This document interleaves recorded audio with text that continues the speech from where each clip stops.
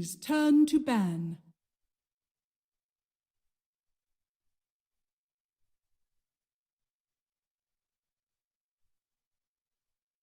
Radiant team ban. All right, great to get to know Thompson a little bit more. We are also on the other side, on the HELLBEAR Smashers. We're going to get to know HELLBEAR a little bit more. And here's something about meatballs.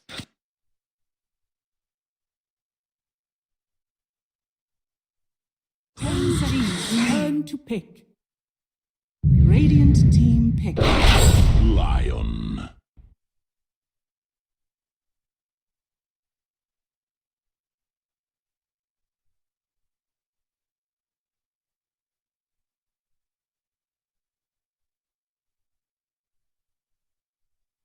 Ten seconds remaining.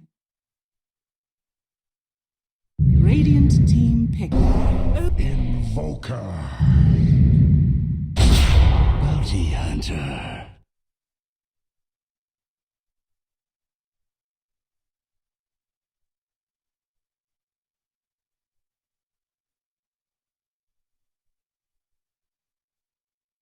Ten seconds remaining. 5 seconds remaining.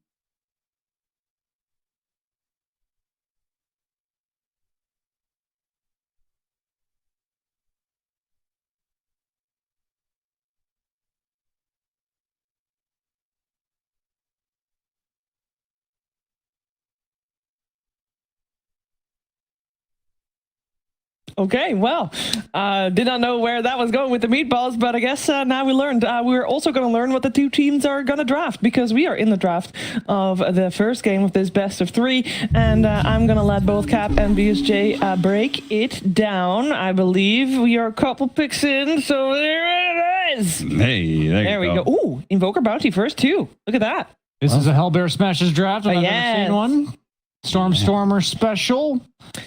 Yeah. And Snipe Courier special.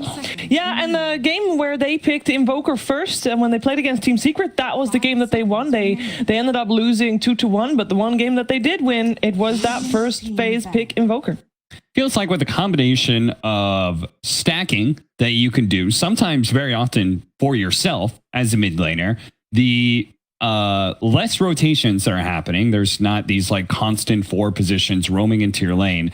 And then the access to having these early bottles, these early water runes, bounty runes, etc. There's so much forgiveness in the mid lane that you can just pick up Storm Spirit, Beastmaster, Invoker, Puck. I feel like you can literally pick up anything if you've played 500 plus games on it. Yeah. Like, it's just at the end of the day, it's going to get a game. Heroes like TA may be a bit different just because they have very specific hard counters. But Invoker, it's like, yeah, there's some heroes that are harder to cast spells on, like the Jugs of the world, the Pucks of the world. They can use a spell that dodges your spells, but they don't like ruin his game. You know, he's going to have a game. Last time we saw him, I doubted his ability to play Quas Wex because I'd never seen it across like all the games he'd ever picked Invoker. He always played the Quas Exhort, but he's clearly capable of doing that. That's what they beat Seeker with. So they've got some flexibility in this. It's not a flex pick in certain terms of roles, but it is a flex pick in regards to the role he's going to play on the team. When it comes to scaling and pace and all that kind of stuff. Like a Quas Wex build, we could see them pick up something like a Faceless Void, and they just like, okay, let's just alacrity this guy, or maybe we just go and get ourselves a lot of damage with an Exort Invoker. Bounty Hunter, I waffle back and forth on. Maybe it's just my experience playing him, but it's like, I feel so good in winning games. Like, you just rack up the golds nonstop. You're picking on couriers. You're breaking smokes. Like, the enemy team just feels like they can't do anything when you are winning on a bounty hunter. They don't have, so many of their comeback plays are just ruined by your existence. It costs them more to kill you than it does that they get from killing you. Yeah. The detection and all the, like, they have to find 3 heroes to get you, especially after you get the shard. Yeah. But if you lose your lanes and you're on the losing side of things, well, bounty hunter doesn't usually give you anything that actually allows you to win team fights, right? Like, most of what he attributes into team fights is information and items, right? Yeah. He's getting so much extra gold, and everybody's getting extra gold, that you have items to be able to help you. You have a solar crest when they only have a medallion, as an example. But so yeah, I kind of waffle back and forth. I feel like it's very important to win at least one of your lanes, if not 2, with the bounty hunter. Yeah, he seems like a hero that's very niche in that regard, not because because he is so polarizing in regards to his performance, but also it just takes very specific scenarios that enable him. I think most notably an offlaner that is independent. Timber's already getting banned out. He's like the number one for me. Maybe a Centaur, something like that where, okay, you've got your level 3 or 4. I'm going to leave you alone and go pick on the enemy's off lane and help my carry out, or snipe some couriers in the mid lane, something like that. Because in lane, he's kind of underwhelming. You know, if I'm like a carry laning against a 4-position bounty hunter, other than yoinking me a little bit, he doesn't really do much. Radiant team pick. So they banned away the Medusa, and we already saw the Invoker plus Faceless Void. The other combo we've seen HELLBEAR Smashers run with the Invoker is Wraith King, which I'm already looking at OG is a very burst-heavy lineup. Yeah. Their first 2 picks. Is this a core bounty? It's looking like it. Yeah, because a 5 bounty is kind of bad, right? Yeah, but is the 5 Shaman bad? Because so far it's been Gilgir playing it, but I guess Gilgir also plays the Shaman, but I guess also Tofu plays the Shaman. I got to play a Poverty Shaman because I don't know how to play the hero in this patch, and playing against Pug, you just die. Especially not knowing like what the off lane is exactly. Like already deciding both your supports does feel a little weird. Yeah. Especially if they are potentially weak laning supports against whatever is picked up. So offlane Alk is still a thing in EU. I had it on my team yesterday. I mean, did it win? That was the game that we were down by, 5k gold at 10 minutes. So it was not a good lane. Okay. Not a good laning stage. But we did win. Okay. So I'm assuming their 4th pick is either going to be Gyro or Monkey King. Those are the only 2 reasonable picks. Unless their other option is just go Oracle. Yeah. And make this a carry Alk. I would say those are really the only 3, maybe a Baden, I guess. The 2 save 5s. Support, yeah. Yeah, the 2 save 5s or the 2 carries that get ag scepters fed to them. So if you do Misery Bounty Hunter here and make that a core, then you could still get Ancient Apparition, right? Yeah, But you could. But would then you your pick it draft, now? like Your AA draft would plus screw you. what? It's a little forced, I think. half. I would actually be upset if they had picked AA. I think they'd be like they'd be out drafting themselves. Yeah, I think Puck would own that game. Yeah, I think Monkey King has to be the pick here. If they plan to move Alchemist to the off lane. Looks like a 5 bounty or a 5 shaman. I would assume it's 5 bounty because shaman axe sounds a lot stronger than bounty axe. Yeah, Axe right now is a pretty formidable offliner just because he gets the battle hunger early on and you just throw it on the opposing support and your 4 position battles them. They can't do anything about it. They have to retreat because they're naturally taking more damage because of battle hunger. And then very quickly, the lane becomes 2v1 where the enemy support he feels like he can't do anything. And then just together you harass the carry. Axe used to have bad base stats.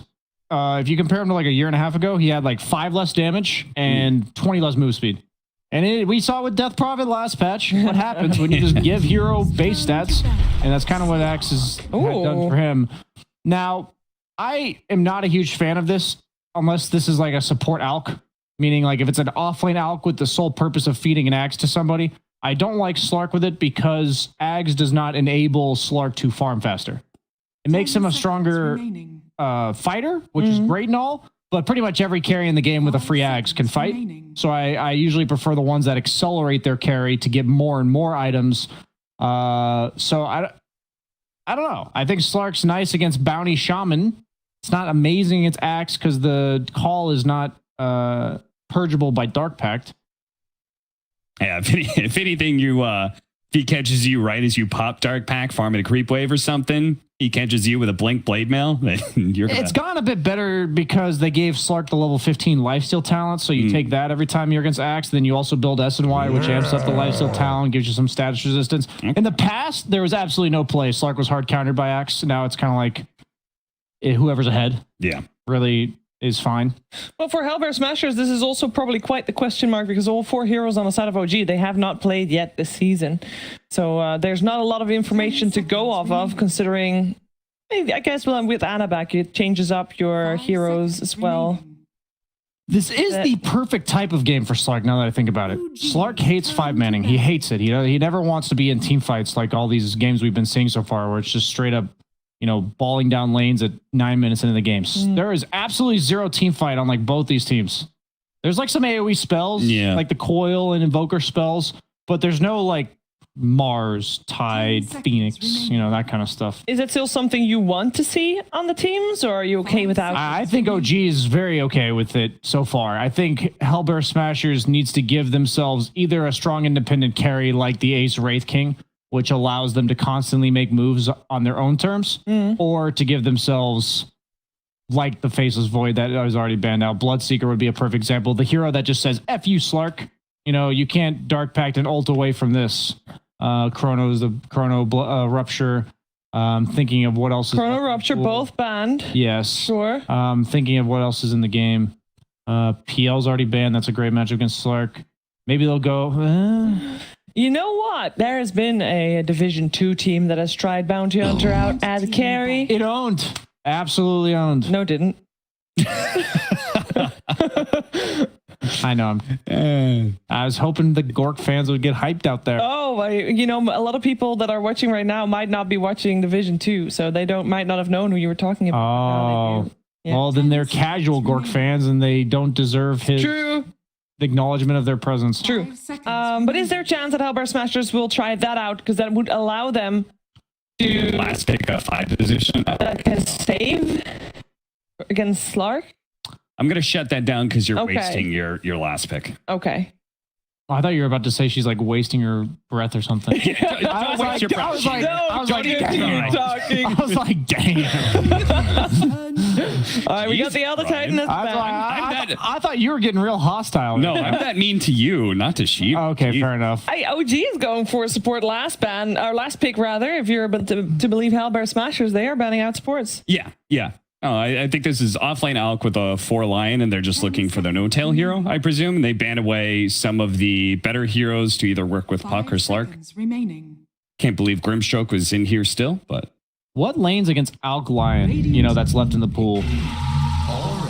They do go for the Oracle. Different team, but I'll take it. It was my call. Yay. Still gives you the... Like, it still gives you the nice they were Oracle Alk, but they knew it was coming on 10. Slark is incredible with Oracle as well, right? So yeah. It's nice. I mean, you mentioned they're all buffing up like this one hero. I mentioned it for OG because I thought they'd pick it if Alk was going to be a carry. Yes. So I was also somewhat wrong there because they put Slark carry. But what is the plan here? Wait. How big is the chance that Alk was mid and Puck offlane? No. Nah, I think you need some space maker here. I think Alk mid's like way too greedy. Because then you got like a Puck who's supposed to carry you through the first 15 minutes from the offlane. I don't think that's possible. All right, well, Rasmus is pretty good at Dota. Or not Rasmus, excuse me. Seb. Well, Rasmus is also. There will be a Ricky last pick. You happy? Not happy? Some silence. The problem I have with marks? Ricky here is I feel like in the safe lane, like Alk is a weak laner, right? He can be. He can be punished. I feel like he's going to lay down acid spray, and there's nothing Bounty Hunter and Ricky can do about that. Yeah. Like, they're just going to impale the Ricky if he ever tries to go on the Alk. And so that means this Alk's going to get a really early Ag Scepter. Then he's going to get the Solar Crest. And he's going to get the Ag Shard. And I think Slark can 1v5 this game when given those items. Yeah, the thing about this matchup for Riki is that they can go both ways. So you need to start with having a strong laning phase. And I'm just not sure if he's actually going to be able to have that because they're weird Bounty Hunter and Shadow Shaman support combo. Because I assume this Bounty Hunter is going to be with the Riki. Yeah, momentum game, and I think they're going to get that out Ags at like 12 minutes, and OG's just going to take it from there. Yeah, they're going to Bounty Hunter 5. Would you like? Do they have a better shot if they put the Bounty Hunter on the offlane together with the Axe? Like, is that a better? Because you want to pressure that Slark with the Shadow Shot. I think Axe Shaman's the better lane. Yeah, Axe is hugely enabled by having 4 ranged 4s, not melees. All right, so that lane has to pop off. Like that Axe Shaman, if that doesn't do well, early Vanguard, toast. Run down the Slark constantly. All right, well, the game plan is clear for the squads. Let's find out who's going to take this first one of the best of 3. We're heading over to Moxie and Fogged. Thank you so much, Shiver. And we get a little bit of a treat here. We get a Ricky picked up. Usually we see that over on, of course, Thompson. He's been trying to make that work in some of his games, but this time we're going to see Ace. And it sounds like the situation is going to come down to who can snowball first, coming out from either team. for battle. Yeah, I gotta be honest, I'm a little worried for the HELLBEAR Smashers. I'm seeing some limited damage coming out from their lineup just across the board. Like if you just look at what the heroes, how the heroes are going to be able to scale, Ricky takes a long time to get online to be really dishing out that damage. Stormstormer has actually kind of changed it up. In his past, he's only gone Exort. This season, he's actually completely changed. He's gone Quas Wex the last 2 games I saw him play Invoker, which also is going to cause some damage issues as well. So I really do agree with the panel. I think Rasmus has to dominate. Like this Axe has to completely take over top, swing around and just help out pretty much every lane. Because I think this Alchemist, he's going to get his Ags online at a pretty good timing. And then I don't know how they kill this Slark. The 2 supports they can't threaten Slark almost at all. He Shadow Dances, they have no damage or anything that actually hurts that Slark. Just a cloud. But they fall into a little bit of a trap, right? Because, the Alchemist did get picked up and they had the Bounty Hunter, perhaps thinking that, they'd be able to really poke away, unaware of the fact that they were going to put the Alchemist in that off lane. I think they fell to like a couple traps, perhaps, like because they wanted an instant disable as well for the puck. That's why they grabbed Shadow Shaman because Lion's already taken it. However, they just revealed their 2 supports, right? The Bounty and the Shadow Shaman, which just opened up the draft. I feel like for OG to go for a hero like Slark, that if I was playing Slark and you see Shadow Shaman Bounty supports, you have no care in this game at all. They have no ground target spells that can actually bother you. You can track, you can dispel. If the Shaman gets a jump on you, sure, it can get a little annoying, but for the most part, Slark should be able to see the Shaman coming. All right, so it's all about Rasmus and his positioning and the initiation coming out for the side of HELLBEAR Smashers. But I think, he's had pretty good positioning in the past, right? We've seen him play quite a bit of Enigma in the past DPC season as well. It always seems like he was in the right place, right time.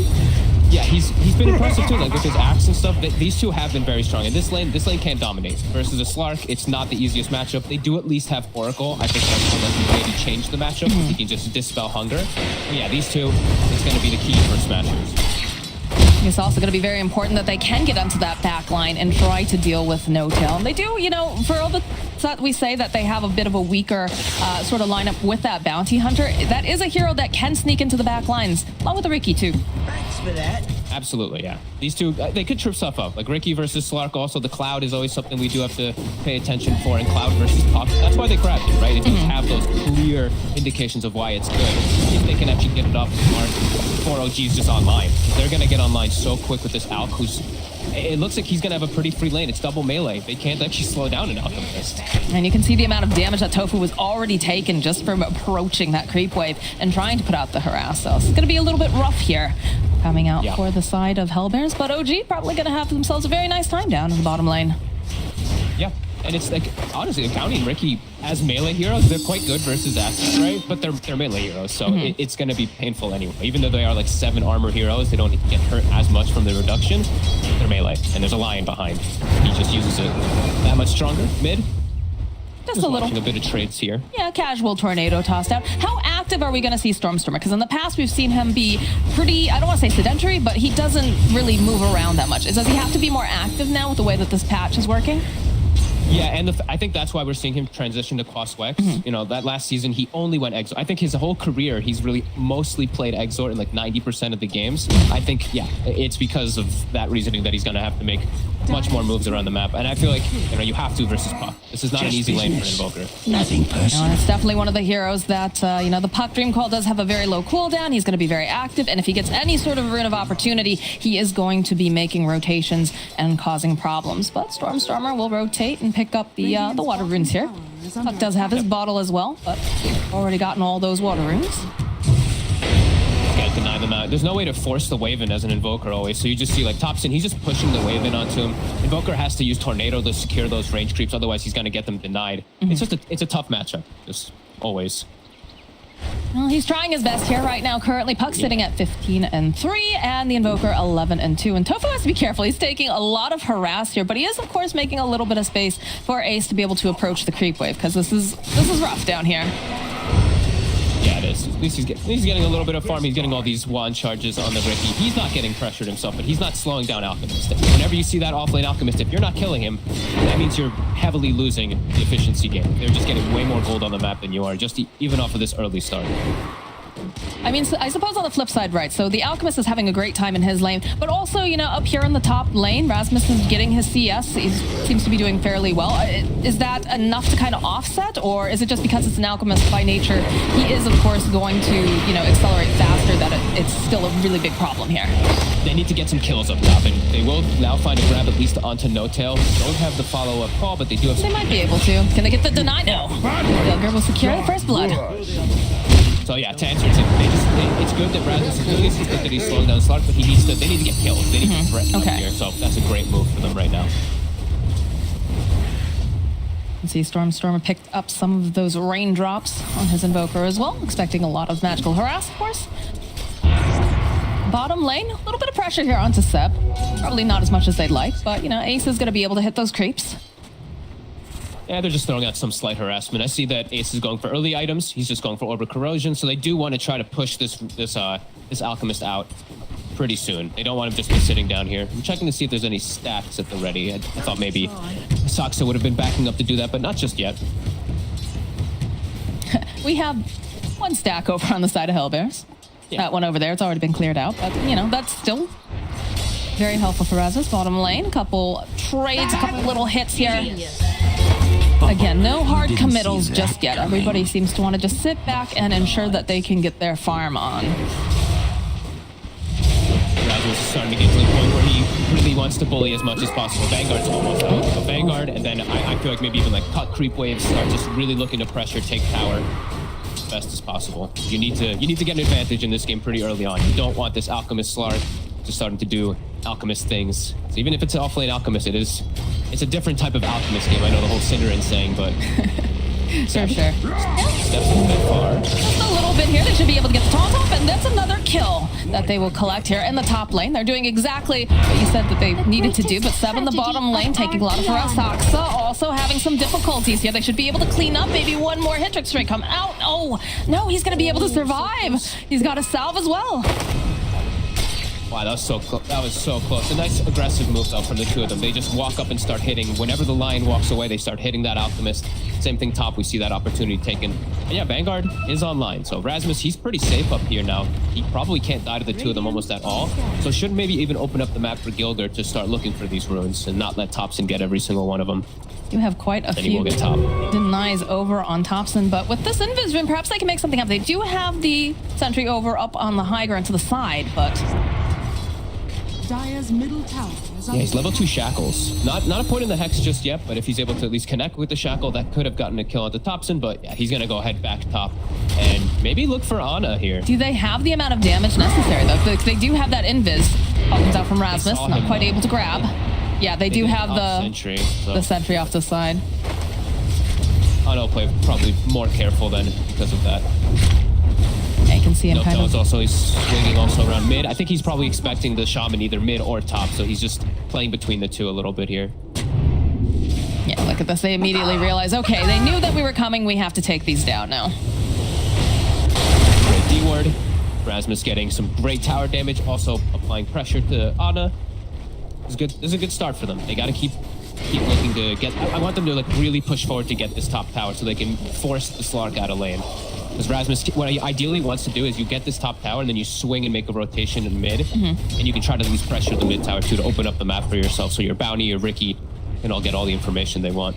They're gonna get a snipe on the courier here. Very nice. So that's gotta feel nice going over for Gilger. My question to you is, how important is it that they get this Blink Dagger online? Right? We've got the Vanguard already online, but we do need some sort of initiation. We need to jump onto the Slark, right?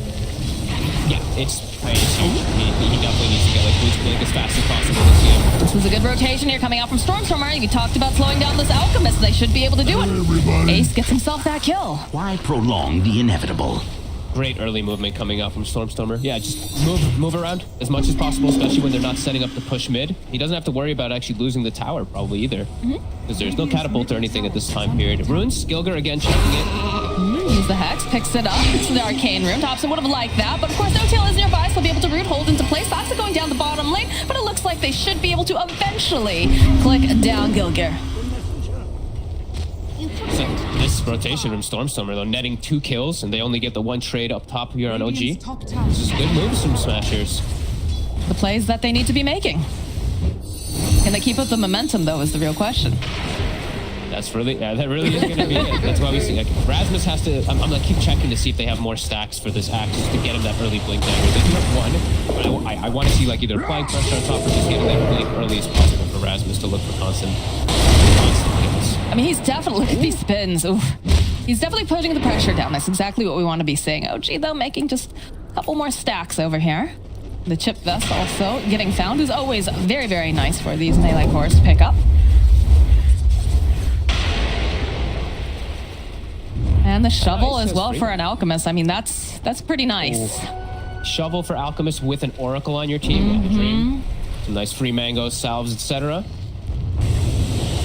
Opponent number 1 probably finished up very soon for the Alchemist, and they're making an aggressive move.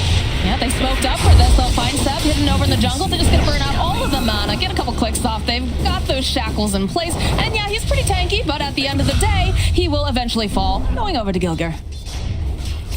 Love it. Great move. With that ward that they placed from earlier from Gilger, they immediately make the heads-up swing, and they're even going to get a fast D ward. That was just placed out from OG.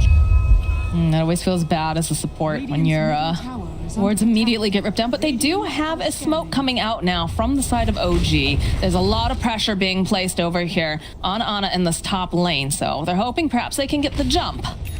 Tofu off on the side. Careful to not stand together for the coil. These two cores on Smashers right now.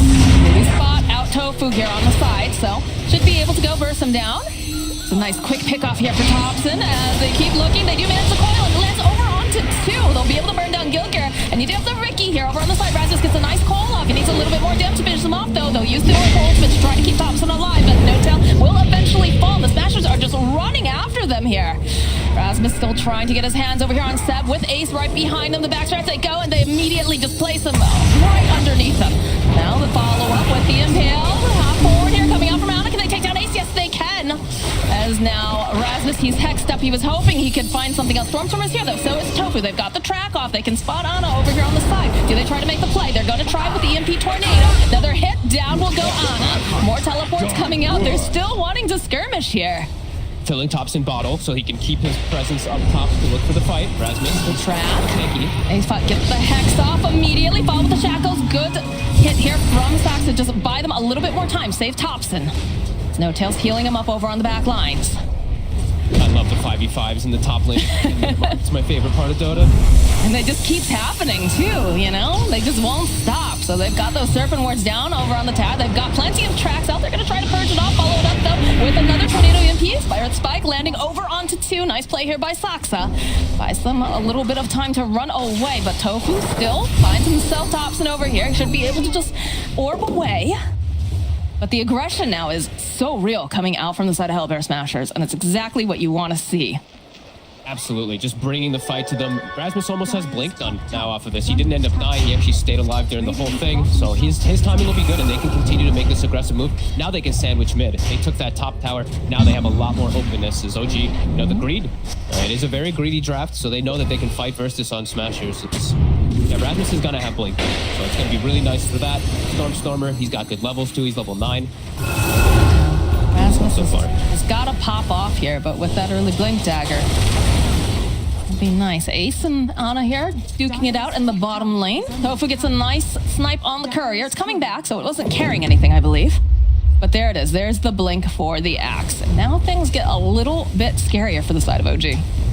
Look how fast he's TPing too. Rasmus is already expecting a play to happen bottom. He TPs, sends his courier already preemptively to himself on the tier 2, grabs the Blink. He's going to look for a swing over to help out Ace. They know that this is the next move that OG wants to play around. Dire's top tower is under attack. Running over to actually meet Stormer, it looks like. And the pressure. Smoke up. Yeah, they're going to try to make a pinstring move. They're just going to mix Thompson over here. They're still making their way. They know Ana's down here. No Tail. Tofu. They have the dust, though. They're going to try to make a play. Jump over onto Tofu. They'll be able to root him into place. Trying to get this follow-up here. Nice call here coming up from Rasmus. He's able to just blow up Ana. And now Ace, he's hungry. He finds himself No Tail. Tricks the trick, get dropped, and they use the Dream Coil over on the back lines. Tofu goes down. Nice Earth Spike here from Saxa. We'll buy him just a little bit more time, and he's trying to juke around in the trees. It looks like they haven't quite found him. They're still trying to hunt. And eventually, though, Rasmus will find him with the dunk. And look at this. Beautiful here. Gilger drops those Serpent Wards, and they can press on with another objective. Great moves coming out. He's seizing the opportunity of targets, and now he finds an ancient stack too. Rasmus on point with his moves. 3-0-4. This is really good right now for Smashers. They're really bringing that pressure to this greed of OG. The tower they get to deny. make it out here, though. He does have the Waning Rift. He's all tracked up, though. They've got a lot of damage here. I'm not sure if he's going to make it out alive. Does have that other orb, though. Looks like he's going to be able to survive. Oh, never mind! Rasmus from behind enemy lines. Acts like that, indeed. That one has to... Oh, I mean, I want to see the... Let me see Rasmus's camera. Did he pop off and all with that? That one had to have been a good one. Dire's structures are fortified. I love when you get those type of swing arounds. And now it's no puck, so immediately swinging to mid with all 5 heroes, or 4. They can now also look to take down this tower. They're really punishing that greed. Savage is about to have the Ags done. So it's going to enable quite a bit of a power spike here for OG, especially for that Slark who's feeling kind of weak. That's going to change him a lot. Efficiency just looks so incredibly good. Tornado over here over onto Ana. He's going to immediately leash up over onto Stormstormer. They've got the trap up. Tofu hunting on the back line. Has managed to find No Tail. Ends up losing that courier. Tofu's being a real nuisance, though. Just a little bit of information that he's given. That's kind of what caused like Rasmus to even jump the Slark down bottom, right? The bounty hunter giving that information for his team. And actually doing a lot more than I thought he'd be able to do as a 5-position bounty, I got to be honest. I mean, I think a lot of us were very surprised that he's been as effective as he is, right? Oh, we do have the Ags completed now for Seb. So that's coming online here. Yeah, so our Slark now is a totally different beast. He was pretty far behind on net worth. Now he's top net worth, and look at his stats. He got the Echo Saber first. Now he's 22,800 HP on the Slark. It's just very different how the next fight's wild. So So here's the other thing, though, you have to keep in mind. The fact that you do have a Blink Dagger coming out now, too. So you've got a couple... Oh, they actually went into the pit during all this. Yeah, they're actually... Wow. All right. Just taking. Rasmus is so tanky that they have the Serpent Wards for the damage. They can do this kind of freely. I was not expecting that, to be quite honest. We dropped the Blink Dagger over here. They got Ricky with Diffusal, too. So if the fight comes to them, like this, Ricky's now actually quite strong. Oh, look at this. He's keeping it on the courier. So they won't realize that he's got it just yet. I love seeing that. Goes down. Ace. It's so early that he has it, too. Like, that could really catch OG off guard. The Shadow Shaman being so big just from some little tracks and little fights. Just now top. Rasmus has got Blink up in 3. Oh, gosh. Yeah, they'll open up Tornado EMP. No Tail, they're hiding in the tree line. He's going to try to protect him. Immediately, call comes out, and they go and they get off the Oracle Ultimate.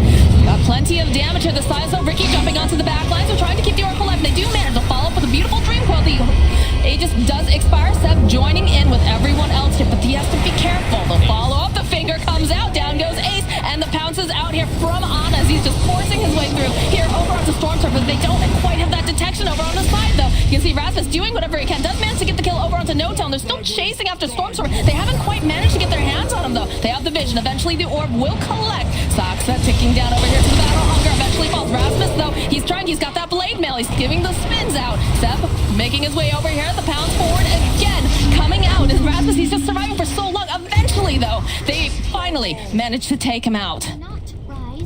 Oh, man, and we see the real play, the real display of the power of the Slark with all those bonus Tofu? Seb? Tofu? My prayers are answered. I can't believe he stuck around. You know there's a bounty hunter in this game. The 5-position bounty kills the 3-position alchemist. I don't think he does. Ooh, pounce again. Gilgear turns around. He's gonna just try to buy a little bit of time waiting for the rest of his team to show up. Not gonna be able to really do anything more than that, but he does survive. Crazy fight, and I think now they have to really just be a little more careful on Smashers just to get on No Tail. You can't let him get the ulti off. They have to get either a Cloud, some type of disable or something onto him, because they threw everything onto the Slark to kill him, right? They used Tornado, they used Axe Call, they used Ricky Cloud, but they did not pay attention to where the Oracle's positioned. She gets the full save off, and that kind of turns the whole fight pretty quickly. Unable to just constantly reset in and out of the fight over and over again. There it is. There's that crit. Oof. Another fight breaking out as they do manage to find the Oracle. This time they're going to take them out first. There's the Hex, the track, everything over here as they shackle this out right into place. The leap forward, though, coming out from Ana, and they have a nice recoil as well, but he's taking so much damage. His Skilker does eventually fall. They have a Hex up over onto the back lines. This line swirling around in place, though, as Erasmus following up. Can they get the final hit off? Yes, they will. Here, as they take down Thompson, they'll take down Saxa, and it's a triple kill for Ace. plus the gem. The gem, like Noto had a gem on him. They just went out, killed him with like 2-3 swings, and they get a gem. That's massive, especially with their lineup. They're Ricky bounty hunter. Now they can take out all those sentries, any of them that are purchased up to them to close the map too. That is a huge window and some nice spell casting coming up from Stormstormer. The ice wall at the end, real clutch. I mean, it's one of those situations where this hurts so badly now that they lost this, because yes, they want to keep tabs over on Tofu. They want to be able to, you know, get some of those D words, but now they've already got so much vision on the side of HELLBEAR Smashers, just in the fact that they do have, you know, a Ricky, you do have a bounty hunter, and now they're ripping down all of the vision that you placed too. Yeah, did they even keep it, or did they send? I think they just send it back to base. I think you're like, you know what? Do we even need gem? Maybe we'll bring it only if we, like, you know, have some positions where we need to deward, but they don't need a gem burst OG. So put it back at the base, forget about it for some time. Be very happy that you just stole 1,000 gold from the enemy team. Dire's top You gotta feel tower very is sad under if you're the support who's buying gems and then losing them almost immediately. They're gonna try to make a play. Tofu is here though. They dropped the sentry, but they don't have them. Oh, good sidestep over here. Sox just a little bit off the mark. Pounds coming out though from Ana. There's gonna be a finger. Are they gonna be? They're not quite able to get the kill. Oh, at the last second, the finger comes up. Ana falling to Ace. Gilgir looking for this opening. Won't find the kill on No Tail, and they're just holding Thompson down. He's not looking like he's gonna be able to escape. Does have the orb though. Might be able to just blink out. Oh, the jump forward though again coming up from Rasmus as he barely manages to save Gilgir over here on the side. Ace following up, jumping over onto the back lines. He's got his eyes over here onto No Tail. He just fought back. He can't afford to die back, and he does. He goes down. Ana trying, that won't be able to finally take down Ace. As now Ana, he's still hunting. He would love to grab himself out. He does have that blade mail. Good tornado will buy him a bit more time though. Another leash though coming out. The pounds eventually down will go the axe. Oh man, long duration fight for the Slark ends up being too successful. Look at his essence shifts. Oh my god. 34. 102 bonus agility. And he also, there was like 2 different timings that ended up happening there. He got the SNY, he got the lifesteal talent. He actually doesn't worry too much about that Blade Mail Axe calling him, which if he didn't have either one of those, perhaps they actually can clean up that Slark, but he resets. Noto buys back to save him again, and he's able to just overall win the fight. Blade, but Thompson will orb away. The rest of the team hot on his heels now. These two are being quite a bit of a nuisance. Thompson and Ana they're just living too long inside of the fights. Like Thompson got so many spells off inside that fight too, because they were focused so much on killing the Slark. I think he got like 5 or 6 different orbs and winning rift combos. It is a bit difficult for them to solve the problem of the 2 elusive carries. I mean, that's just the nature of this sort of thing, right? Is the fact that they can just pop in, poke, back out, go back in. And again, the longer the fight goes, the happier Ana is on the Slark. This gives him more and more essence shifts to just work with here. Yeah, the Invoker spells just start, they really just start going on cooldown. Like Stormstormer actually threw out like his entire kit. His Deafening Blast Disarm was sick. He's actually defending his teammates really nicely with it. But yeah, these long fights, the Slark is always going to just thrive the most. Especially, like we said, getting that lifesteal talent. Now he's got an ulti orb too. 3,000 health Slark. It's getting quite problematic. And a lot of it comes down to just getting that initiation and trying to burst him. And they had some success earlier, but it, like you said, getting more and more difficult now. Top tower, though, getting pressured.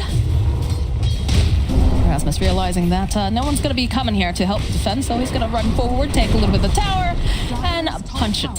But Radiant's bottom tower is under attack. It's so close. It's so much up to like you were saying, like it's really going to be if they can explode a target first or not, if they can get on this Oracle. Noto's been a real nuisance. They got to get on him. They have to disable him. They can't let him get his ultis off if Rasmus is getting these calls off. the pressure. Oh, follows though immediately here. Big old meatball coming through. Seb's just dead. That's a very fast hit and run coming out here from the side of the HELLBEAR Smashers. Ace.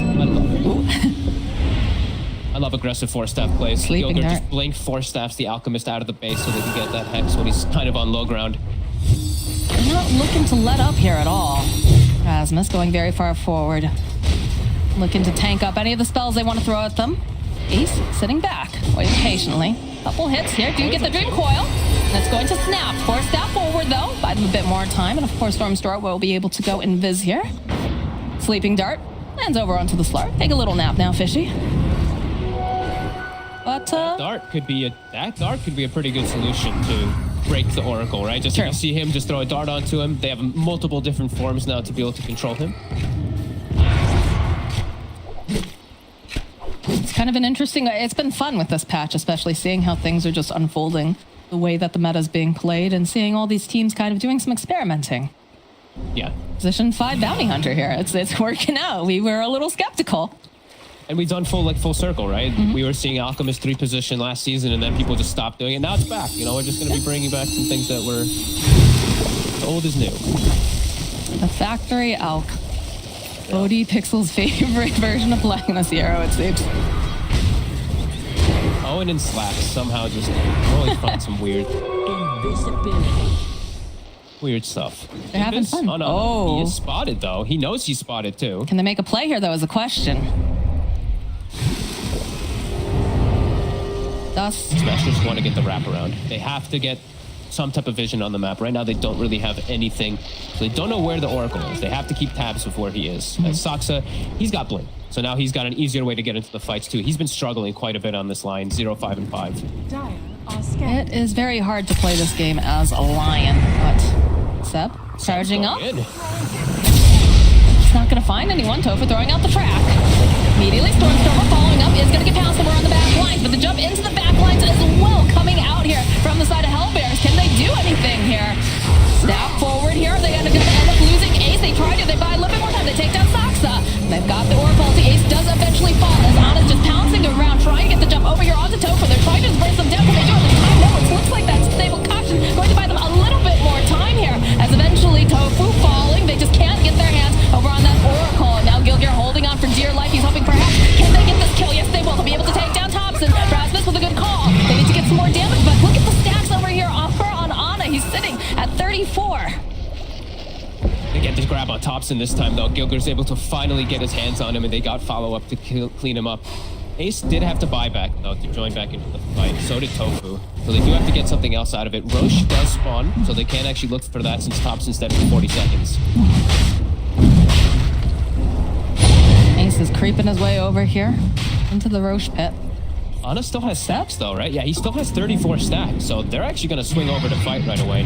Might be too problematic for Smashers. This Slark is still quite scary. And they know that the bounty hunter isn't there, too. Yeah. Are they going to try to take this themselves? Do they dare? Do you think that's... Why not? Slark stays full HP while doing it because of lifesteal in this, but being a little hesitant. I'm just afraid, like, the initiation coming out from Smashers, right, with everybody being up. It's kind of scary. Definitely is, especially when they have no way to keep tabs. They only have that one ward in the mid to know where the axe is, and it's really everything. Like, it's really Rasmus. Just he's going to be the main one when watching the calls that he's getting. He's doing such a good job this game. 929, Blink, BKB. He's now holding the gem. So now that we're around that Roshan time, he wants to have the vision around the areas. Zaksa. Well, the jump forward immediately over to Gilgear. He's going to try to blow him up, and they can't do it quite fast enough. Oh, never mind. They can't. Rasmus is a little bit too late there with the blink forward. Yankee getting tossed out. Anna wants this kill to get the track off, though, over here onto Slark. Immediately going to purge it off. Buyback coming out now from Gilgear. This OG takes over the triangle. Gilgear sitting on the low ground. Anna on the hunt. I hear a Dream Coil over on 2 on the back lines. They find Rasmus. They find Stormstormer. The jump forward, though. They're trying to get rid of No-Tail as fast as possible. And he's going to actually use his ulti on himself here. So turn back around. Anna. He's got his eyes over here on Ace. He's trying to just take him out, and he's not going to be able to quite do it because Rasmus is able to drag Anna back. He's got the tricks of the trade going in again. Will survive. They drop the wards over on the side. This is not looking great for Gilgear, though, because Anna has his eyes over on the prize. Still not able to take down Saksa, not able to take down No-Tail. As Anna hunting on the back lines, Rasmus running for his life. Tofu to be able to notice here. It's not going to quite land that pounce. Thompson was considering going for this little bit of a die. As soon as OG sees the axe, you see how they just immediately go for him. They know that if this axe isn't getting a good call to start the fight, then OG's got a great way of access. And it was 3 buybacks that Smashers has used in these last few moments. So this Shadow Shaman's dead for these whole 40 seconds. So Ricky, if he died, which he almost did, he would have been dead for 70 or so. So Smashers had to be pretty careful inside that fight. That's why they back away. And Thompson, he's actually just toying with Stormstormer. Since this Invoker doesn't have BKB, Thompson's literally just resetting on top of him over and over again, making his life so much more difficult to actually connect spells. Look at this. Look at the way they're just running at Stormstormer. Does have a sentry ward down. Anna hoping he could get his little fishy hands on him, but it's a little bit too slow there. Ace hasn't Has a DD. Doesn't have his BKB though, so he can get chain stunned and die. Does have to be cautious. Again, it's so much on Rasmus here. Yes. Oh, it's Thompson playing with the axe. The Hex comes out. Ana joining in now. He just wants to get rid of this axe. He doesn't want to get locked down here. The BKB does come out over on the back lines. Ace trying to make a play over onto Seb. Not going to be able to quite do it. Dream Coil does get used, but it doesn't end up connecting on anyone over here. Big whiff there from Thompson. We could have probably gotten at least one of those kills there. Sleeping Dart on the Slark. Look at Soxa though. His positioning right behind in case anybody tries to jump on him. You're going to immediately be answered, as Rasmus does have to back off though. He's still BKB for 50 seconds, so OG probably feeling they can make their way out without that axe being on the map for now. And Ana, I think that's his next item finished up. Yeah, full Scotty now. 3,500 HP on the Slark. I'll send in one of the Forge Spirits, try to get some vision. Stormstormer doing everything he can here. He's throwing out all of his spells, just trying to interrupt this Roche, trying to slow them down, trying to get any information killed here. Goes forward, falls. There's a tornado. Ana's still very, very healthy though inside this pit. They go and they drop the Serpent Wards too. Okay. Maybe a bit premature here, because now they're gonna sit back. Ana just farming up. Still down. Raptors can't go for 8 seconds. He knows this too. They do get a nice wrap around Tofu, and now he's spotted. Yeah, he gets forced down, low ground, Pounce comes out, Hex and everything here should be able to just eliminate this bounty hunter. Roshan comes out of his pit. He wants to know what all the noise is about here, Fogged. Oh, the noise is that Tofu's dead for a very long time. Now they have a 45 fight. And they don't have Serpent Wards. They're throwing spells to scout. Looking very, very difficult to pop out of the pit here, coming out from Ana. Hoping to get the jump, Thompson over the back lines, but did he go just perhaps a little bit too far because they do have that call. They use the Dream Call. They're perfectly happy to stand there as they take down Thompson. They're going to go right back in. The roof gets taken by the Radiant. They have to pick it up quickly. Okay, it's going to be Ana who picks it up. Immediately followed up here, Gilgear trying to hold him into place. Stormer running out. They'll end up losing Gilgear. Pounces are out though. Can they get Stormstormer in time? Rasmus has already BKB TP'd out. He's hunting. They have the gem. He wants this so badly. Just doesn't quite have the bounce. He's a little bit too far from the mark, but Stormstormer, he's got his dancing shoes on. He's going to try to just hide. He's going so deep into the base. Eventually though, Ana hunts down his prey. Rasmus though is here. Does have the call. Will try to drag him back. I'm not sure about this, friend. You might just end up dying here to Ana as he's leashed. The Blade Mail does a bit. The tower also trying its best. Seb also trying to dive past these towers to also give a little hands. I mean, they have a tier 2 up in mid, Fogged. He's just accumulating stacks. That's what he's telling you. He knows a lot of all these heroes, they did use buyback earlier, so he knew he could go for these type of dive plays. And oh man, it's just a tough fight for Smashers to really get into at all. When they have to throw all these spells just to scout out the health of the Roche, and then they just get jumped on initially themselves, and the Axe has to wait for BKB. It's awkward. It really is for Smashers. As Thompson, he dies, but it's almost like he kind of baited them over there a little bit to finish off that Roche. Made a little bit of space again. They do have the gem over here on the Slark. Blade Mail from Rasmus. The force forward with the Hex.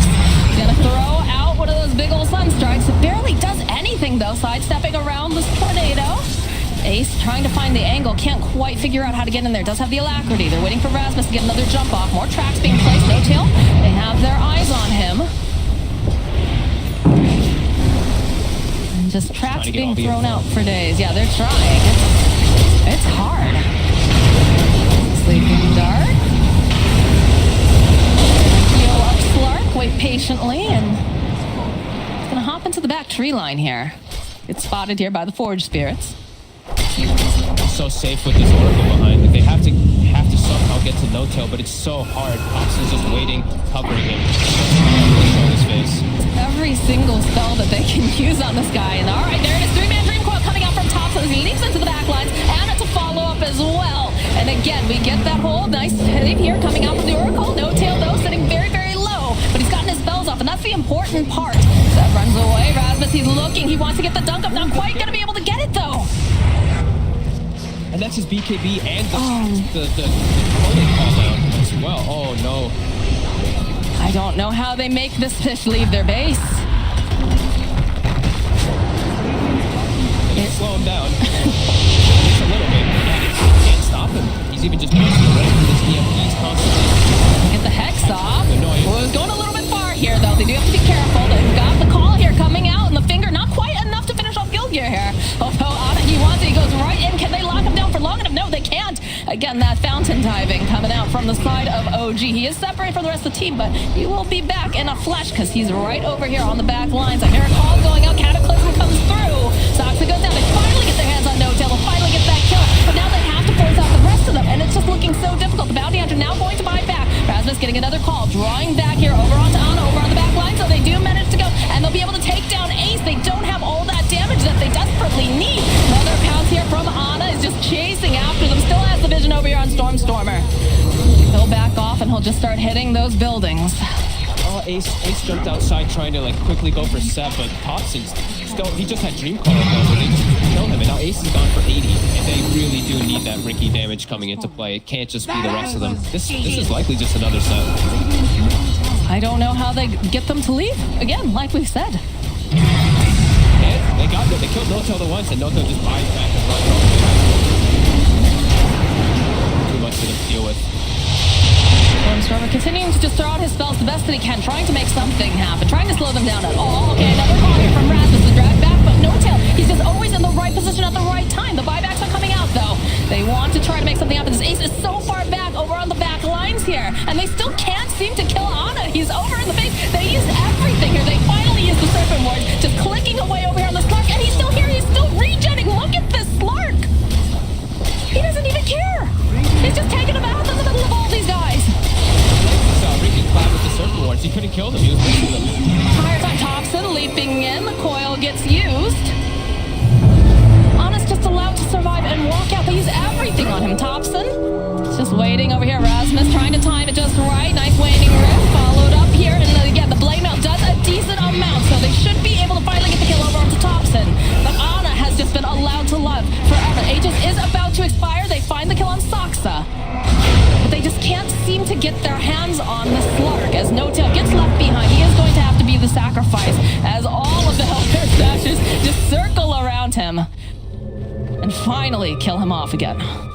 Does cost another buyback though. Ace kind of just killing his net worth to have to, because he just has to defend these racks, doesn't want to lose them, so they will have to use those buybacks. But Ana, OG, they do take the timer. You know, they know that Aegis is going to be going out. He does escape nice and safely and swing around and pick up some bounty runes for his Alchemist to get bonus gold. So Smashers, they do hold, but it's expensive. I'm just concerned that you watched this Stormer throw out literally every single spell that he possibly could in that fight. And just No-Tail's positioning was so good. They have plenty of ways to buff up the Slark, right? You've got, the fact that they've got the Solar Crest. You've also got a Vlad's, and he's already got that lifesteal. Like, I just don't know how they kill him at this point. Like, they just, I feel like, Ace, he's doing the best he can, but it's a suicide mission every time. They're gonna, it's literally gonna have to be everything, right? They're gonna have to get a call with a Cataclysm with absolutely everything thrown on them while everyone else is somehow controlled. So that's gonna be a pretty tough ask for the Smashers to do now at this point. This Slark is just too big. He's like 4,000 HP. Like you said, throwing everything onto him, it doesn't matter. He's able to just lifesteal through it. He has two different ways to protect himself with his ult and with the Depth Shroud. It's just, yeah, it's so difficult for them. And it was looking like so nice. The Hellbear Smashers, you saw Rasmus, he was getting those kills in lane. He was getting a fast blink online. He was making the right moves, but it just felt like once Alk picked up that Ags and handed it off over to the Slark, things just started sliding out of control. And now the second Ags will be delivered. Who's he going to give this one to?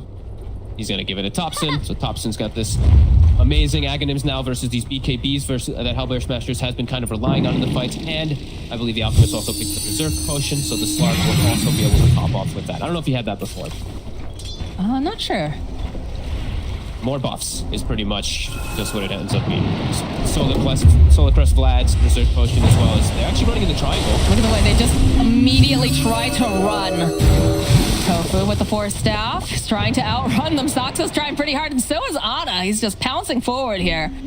Daring him to come forward is just going to focus down over on the building. Stormer throws out that tornado. Buys a little bit more time. The MP, but the pounce away. Rasmus just a little bit too slow, or perhaps Ana just a little bit too quick. At this point, that EMP, it's not going to do a whole lot. This is an 1800 mana slug. Yes. That's a lot.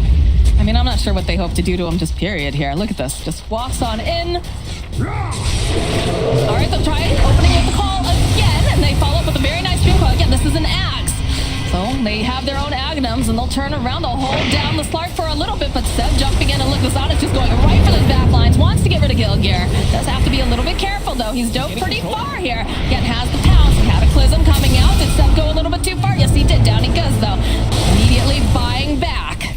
As Ana looking for his next victim, does get hexed up. But No-Tail is standing right behind Sleep Dirt, though, over onto back lines. They might be able to make something happen here if they just keep dodging in and out. But again, No-Tail with that save. They just can't seem to kill Ana here. They disarm, going right back. They have the shackle. They're just slowing him down. We keep seeing all these darts flying out. They're just trying really, really hard, but they're not managing to find this opening as Ace gets controlled yet again, and Ana just going right into the back lines, kills HELLBEAR. The rest of them. There's too many little buffs being thrown at him, too many dispels being thrown at him, just keeping him full HP, keeping him just having 30 stacks or more. Buildings. Rasmus trying to go after Thompson here, but still not able to do it. The control comes out over here after Rasmus. 3-man Dream Coil.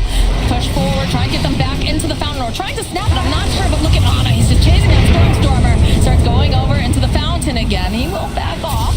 Saxon needs to be careful. He's getting clicked pretty hard here as Rasmus finds a dump, but it's a nice effect going right back in again. Ana jumping forward, gets the kill on Tofu. HELLBEAR Smashers, they're trying to defend. They're trying to just throw their bodies at them. Ana having to be a bit careful. Seth throwing out that unstable concoction. Nicholas going in deep here. Has his eyes over here on the Rasmus. Can he get this kill? Yes, he wants a triple kill now. Tornado Eyes Blood just chasing after Stormtrooper. He can't stay alive. Somehow during all of this, he's still alive. The GG gets called. They realize they just cannot. They cannot do anything to this Slark, despite their best tries. Ace's Ricky line was pretty appropriate right there, right along the inevitable. That game was definitely over as they were diving the fountain there with all those stacks on the Slark. Yeah, that was a pretty solid.